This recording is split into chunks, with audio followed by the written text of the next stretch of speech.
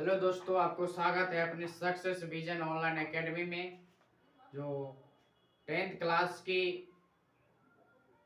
हिंदी की most previous subjective जो 15 फरवरी को एग्जाम होने वाला है उसमें आने की संभावना है।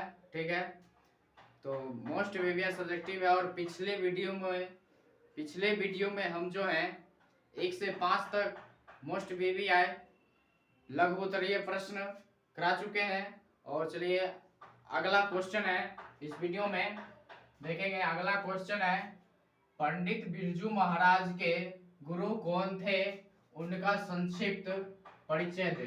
ठीक है, तो उत्तर में है पंडित बिरजू महाराज के गुरु उनके बाबूजी थे और उनके बाबूजी की यह आदत थी कि वे अपना दुख प्रायः किसी से नहीं कहते थे और किसी का भला करने के लिए एक का पैसा लेकर दूसरे को दे देते थे।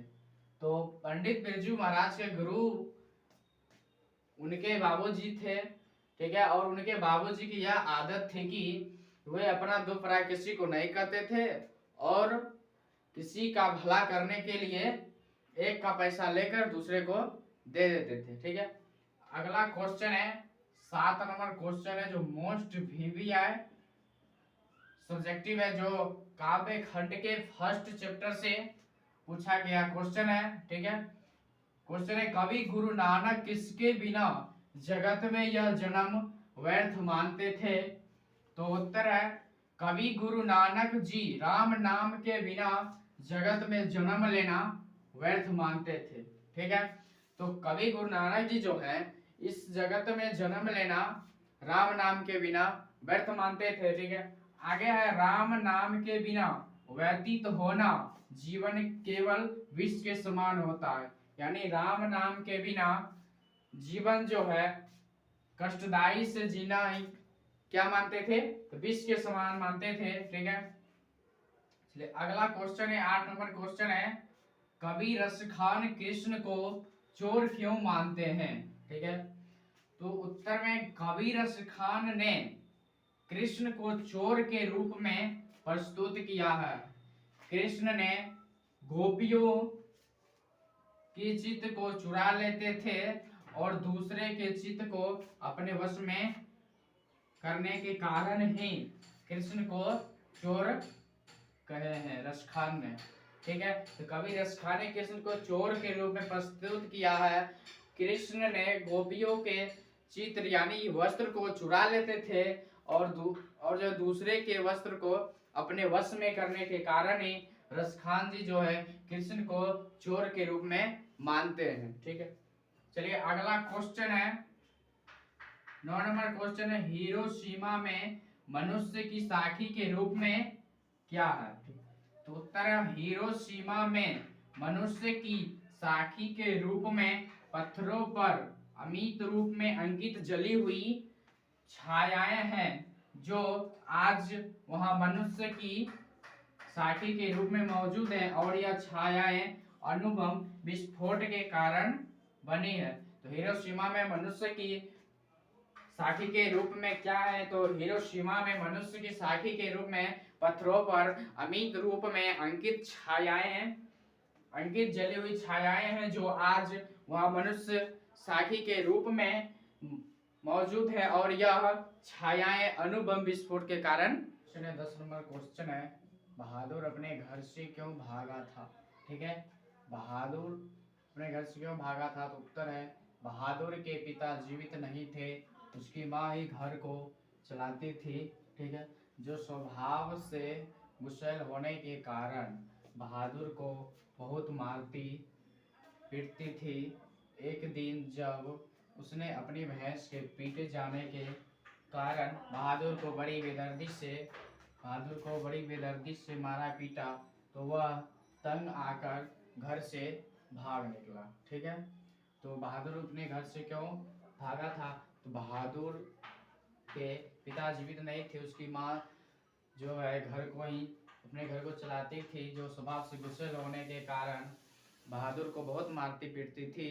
और एक दिन जब उसने अपनी भैंस के पीटे जाने के कारण बहादुर को बहुत बड़ी बेदर्दी से मारा तो वह तंग आकर घर से भाग निकला। ठीक है, चलिए अगला क्वेश्चन 11 नंबर क्वेश्चन है, मगम्मा का अपनी बहू के साथ किस बात को लेकर विवाद था। ठीक है, तो उत्तर इसका हो जाएगा मगम्मा सदा मंगू की देखभाल में लगी रहती है। ठीक है, जिसके कारण बहू बेटा को यह बात न भाता था। मंगू के कारण ही मगम्मा अपने बहू बेटे के बच्चों को प्यार स्नेह दे पाती थी, जिसके कारण मगम्मा को अपने बहू से विवाद होता था। ठीक है, मगम्मा का अपनी बहू के साथ किस बात को लेकर विवाद था, तो मगम्मा सदा मंगू की देखभाल में लगी रहती है, जिसके कारण बहू बेटा को यह बात न भाता था। मंगू के कारण ही मगम्मा अपने बहू बेटों के बच्चों को प्यार स्नेह दे पाती थी, जिसके कारण मगम्मा को अपने बहू से विवाद होता था। ठीक है, अगला क्वेश्चन है 12 नंबर क्वेश्चन है, माँ कहानी के लेखक का क्या नाम है, वे कहाँ के रहने वाले हैं।